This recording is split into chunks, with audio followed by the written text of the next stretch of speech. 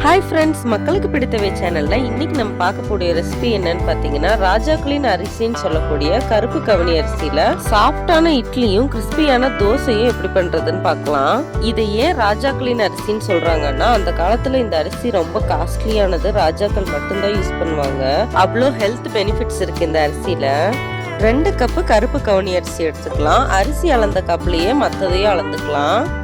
1 cup புழுங்கல் அரிசி, 1 cup பச்சரிசி, 3/4 கப் உளுந்து, வெந்தயம் ஒரு 1/2 ஸ்பூன். இதை நல்லா மிக்ஸ் பண்ணிட்டு 2 தடவை வாஷ் பண்ணிட்டு தண்ணி ஊற்றி ஊற வச்சுக்கலாம். 8 இருந்து 10 மணி நேரம் இது ஊறணும். நீங்க காலையில ஊற வச்சீங்கன்னா நல்லா ஊறினதுக்கு அப்புறமா ஈவினிங் நம்ம அரைச்சு மறுநாள் காலையில தான் இட்லி ஊற்ற முடியும். உங்க டைமிங்க்கு ஏற்ற மாதிரி ஊற வச்சுக்கலாம்.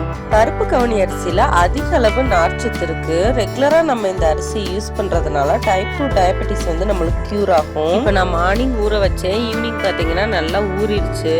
இப்போ இதை மிக்ஸி ஜாருக்கு டிரான்ஸ்ஃபர் பண்ணி நல்லா மைய அரைச்சு எடுத்துக்கலாம்.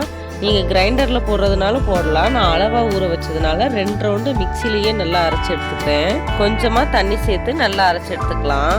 கருப்பு கவுனி அரிசியில் சக்கரை பொங்கல் எப்படி பண்ணுறதுன்னு ஆல்ரெடி நம்ம சேனலில் வீடியோ போட்டிருக்கோம். அதோட லிங்க் வேணால் டிஸ்கிரிப்ஷனில் தரேன், பார்த்துக்கோங்க.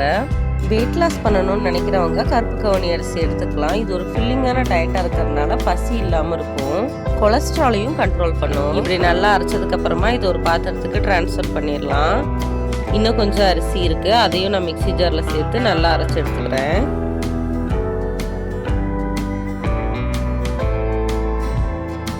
இப்போ இந்த மாவுல தேவையான அளவு உப்பு சேர்த்து நல்லா மிக்ஸ் பண்ணிட்டு மூடி வச்சிடலாம். ஒரு 7 இருந்து 8 மணி நேரம் மாவு ரெஸ்ட்ல இருக்கட்டும், புளிச்சிரும். அப்புறம் நம்ம இட்லி இல்லைன்னா தோசை இதுல ரெடி பண்ணிக்கலாம்.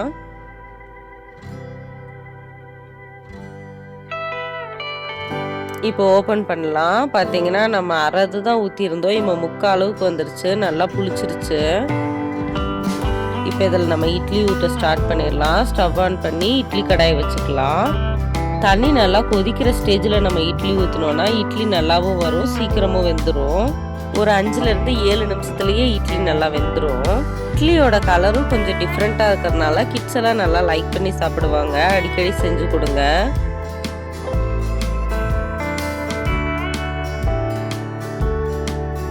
இப்போ 5 நிமிஷத்துக்கு மேலே ஆயிடுச்சு. ஓப்பன் பண்ணி பார்க்கலாம். கொஞ்சமாக தண்ணி தெளிச்சுட்டு இப்படி குத்தி பார்த்தீங்கன்னா மாவு ஒட்டாமல் வந்துச்சுன்னா இட்லி வெந்துருச்சு. இப்போ டிரான்ஸ்ஃபர் பண்ணலாம். தேங்காய் சட்னி, கார சட்னி, சாம்பார்னு எல்லாத்துக்குமே இது நல்லாயிருக்கும்.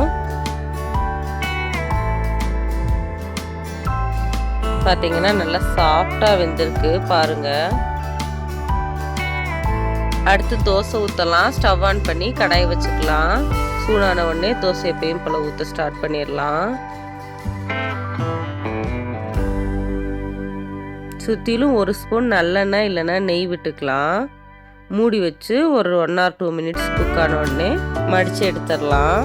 அவ்வளோதான், தோசை ரெடி ஆயிடுச்சு. இந்த மாதிரி ஹெல்த்தியான ரெசிபிஸ் வேணும்னா மக்களுக்கு பிடித்தவை சேனலை சப்ஸ்கிரைப் பண்ணுங்க. இந்த வீடியோ உங்களுக்கு பிடிச்சிருந்தா லைக் பண்ணுங்க, ஷேர் பண்ணுங்க. தேங்க்யூ ஃபார் வாட்சிங்.